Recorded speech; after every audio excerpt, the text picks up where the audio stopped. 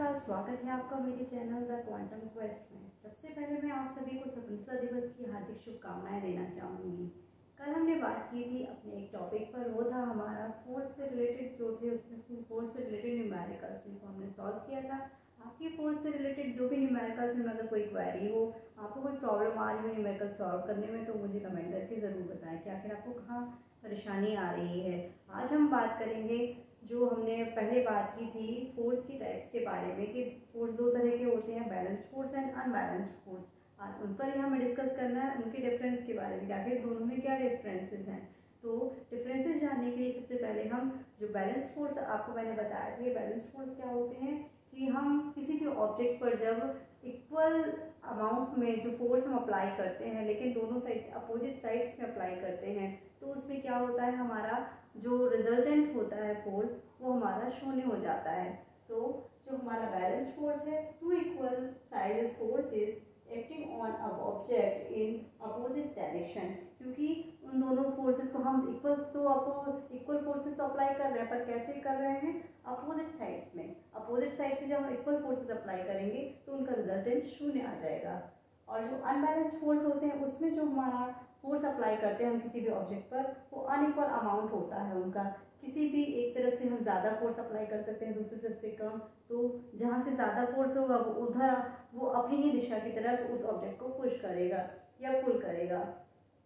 तो सेकेंड हमारा है डज नॉट प्रोड्यूस एक्सिलरेशन, क्योंकि जो हमारा बैलेंस्ड फोर्स होता है वो एक्सिलरेट नहीं करेगा, एक्सिलरेशन प्रोड्यूस नहीं करेगा। क्योंकि जब हम मानिए कोई ऑब्जेक्ट है, कोई एक कांस्टेंट वेलोसिटी से ट्रैवल कर रही है, कांस्टेंट वेलोसिटी से ट्रैवल करेगी, तो उसमें क्या होगा, कांस्टेंट वेलोसिटी से जब ट्रैवल करेगी तो उसमें एक्सेलरेशन नहीं होगा, एक्सेलरेशन उसका शून्य हो जाएगा। क्योंकि एक्सेलरेशन क्या होता है, एक्सेलरेशन हमारा होता है velocity change the velocity with respect to time. अगर हम वेलोसिटी में with respect to time changes करेंगे तो हमारा वो निकलता है एक्सेलरेशन। और एक्सेलरेशन जब हम कांस्टेंट वेलोसिटी से कोई भी ऑब्जेक्ट ट्रैवल कर रहा है, तो उसमें हमारी जो एक्सेलरेशन है वो शून्य हो जाएगा। और जो हमारा अनबैलेंस्ड फोर्स होता है, उसमें क्या होगा, एक्सेलरेशन प्रोड्यूस होगा, क्योंकि उसमें अनइक्वल अमाउंट है, कोई आपका कांस्टेंट वेलोसिटी से ट्रैवल नहीं कर रहा है, कहीं स्पीड स्लो हो सकती है, कहीं धीमा, तो इसमें एक्सेलरेशन प्रोड्यूस होगा। थर्ड हमारा है does not cause any change in motion, क्योंकि जब कोई भी ऑब्जेक्ट को हम पुश करें या पुल करें, एक निश्चित एक कांस्टेंट जो एक उसकी जो क्वांटिटी होगी, एक फिक्स होगी, वो हम दोनों साइड से इक्वल अमाउंट में फोर्स को प्रेस करेंगे, तो उसमें क्या होगा, हमारा जो भी हमारी जो मोशन है उसमें चेंजेस नहीं आएंगे। क्योंकि जब हम दोनों तरफ से बराबर से हम उसको खींच रहे हैं या उसको मतलब पुश कर रहे हैं, तो उसमें क्या होगा, उसमें उसकी स्थिति परिवर्तित नहीं होगी। जब स्थिति परिवर्तित नहीं होगी तो उसमें क्या होगा, उसकी जो मोशन है उसमें कोई चेंजेस नहीं आएंगे। और अनबैलेंस्ड फोर्स में क्या होगा, अनबैलेंस्ड फोर्स में क्योंकि अमाउंट अनइक्वल है, तो इसमें हमें उसकी मोशन में भी चेंजेस आएंगे। फोर्थ हमारा है मैग्नीट्यूड इज ऑलवेज इक्वल, जो हमारा बैलेंस्ड फोर्स होगा उसमें क्या होगा, जो मैग्नीट्यूड होगा, जो भी परिमाण होगा किसी भी ऑब्जेक्ट पर, जो भी हम चीज़ अप्लाई कर रहे हैं, कोई भी फोर्स अप्लाई कर रहे हैं या कुछ भी अप्लाई कर रहे हैं, तो उसका परिमाण क्या होगा, पूरे एक्शन जो भी जितना भी टाइम के लिए उसमें फोर्स अप्लाई करेंगे या अदर एक्टिविटी कुछ भी उसमें अप्लाई किया जा रहा है, तो उसमें उसका मैग्नीट्यूड क्या होगा, ऑलवेज सेम होगा, वो उसमें चेंजेस नहीं आएंगे। और जो हमारा अनबैलेंस्ड है, इसमें क्या होगा, मैग्नीट्यूड में इक्वल नहीं होगा, मैग्नीट्यूड इसका चेंज होता रहेगा।